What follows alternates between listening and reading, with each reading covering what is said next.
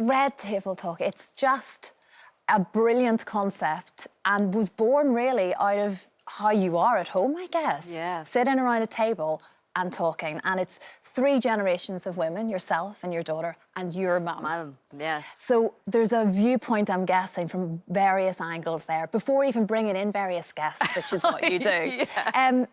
Is that, I mean, you're painfully raw and honest about everything that you discuss. Was that always on the agenda? Was that something that was sort of at the foundation of the programme? Absolutely. You know, the idea of Red being purification, transparency, authenticity, and truth.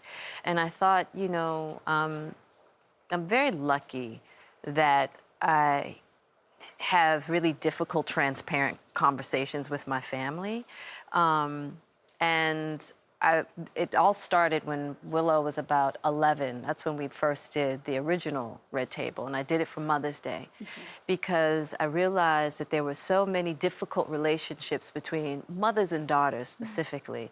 And I was like, wow, there's 3 generations of us, and we've all been through various things, you know, from different generations, Willow, myself, and my mother. And I realized, too, that Willow didn't really know my story or my mother's story either, because we live with people that we think we know, and we don't really know them, right? And so that's really how the whole concept was birthed. Yeah, and here we are talking about 300 million viewers. It's really a powerful thing to watch because of the honesty. And you do talk about everything. We just saw there. It could be anxiety, hair loss. Yeah. Willow was particularly honest, and I know you were really proud of her when she talked about being in a particularly sort of dark moment almost when she spoke about self-harming and how she got herself out of it, more importantly. I mean, all of that can't actually be an easy conversation to have necessarily when you know we're all watching. Right.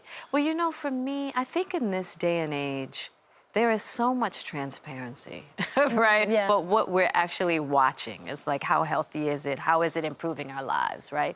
And so I really felt like having a show that shows communication. Everybody's hurting, everybody's in a struggle, and we're just trying to figure out how to do this thing called life. How to navigate our way. Yes, how to navigate, right? And so really that's what our show is about, and really us sharing our own experiences of what we've been through and how we've navigated through struggle. Yeah, yeah. And that helps, doesn't it? Because if you're dipping into the conversations, it maybe makes someone feel like, right. Oh, yeah, I can do that.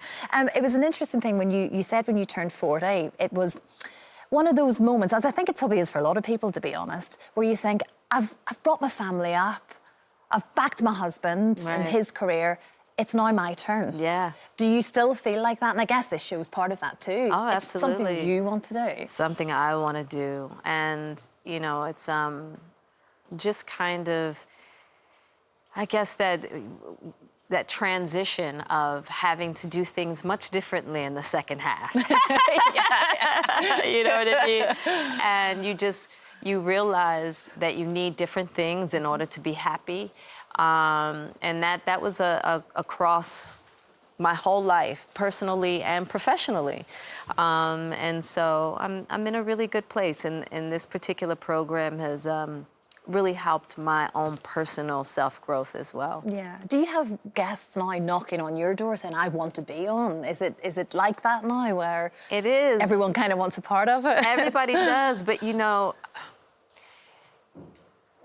It is for everybody, but at the time in which you're ready. Yes, that's true. That's true. Even when some people come knocking, it's like they're not really ready. I've even had people come as guests who've called and said, scratch the show. Oh, really? And I'll, you know, because that's not the game I'm in. No, I'm not trying, you know what I mean? It's not setting anybody up. Exactly. It's I'm the not trying to do all that, but you know, you got to be ready. So. Well, we talk about these other things now that you do for yourself, and you've a movie coming out, Angel Has Fallen, with the fabulous Morgan Freeman, who I adore. You learn so much about, you know, Gerard's personal life and his how he became who he is. Do you still get a kick out of the movie? Oh. The movie side of things? Oh, definitely. The time it takes to make them and everything else. Yeah, you know, that is an aspect that I will always enjoy, you know. And so it's just really, in this part of my life, it's really about who I get to work with. Yeah. you know, because that's really what it's about. The material, that's great, you know.